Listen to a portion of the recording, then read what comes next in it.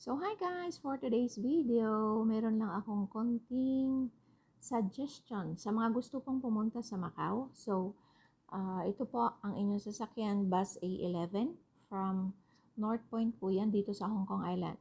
A11 tapos papuntang airport, pero bababa po kayo sa HKZM Bridge, Hong Kong Port Bus Terminal.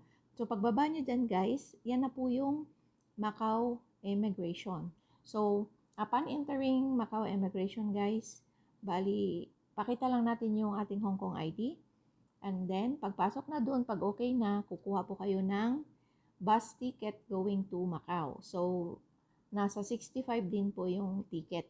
And then, pagtapos nyo kumuha ng ticket, lilinya na po kayo papuntang bus terminal na papuntang Macau. Tingnan nyo pong maigi guys kasi merong papuntang Zhuhai, meron din papuntang Macau.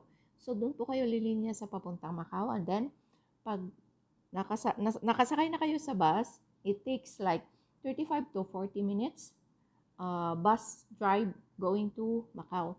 Pagdating nyo po sa Macau, labas ng immigration, titingnan lang din po nila yung inyong ID. And then, mayroon na pong mga bus doon. So, nasa sa inyo po kung anong pupuntahan nyo una, pangalawa, pangatlo, or kung gusto nyong maikot po ang buong Macau. Napaka-convenient din po ng kanilang mga sasakyan doon, guys. So, ang may suggest ko lang din po, dapat agahan nyo para hindi masyadong maraming tao at mabilis lang.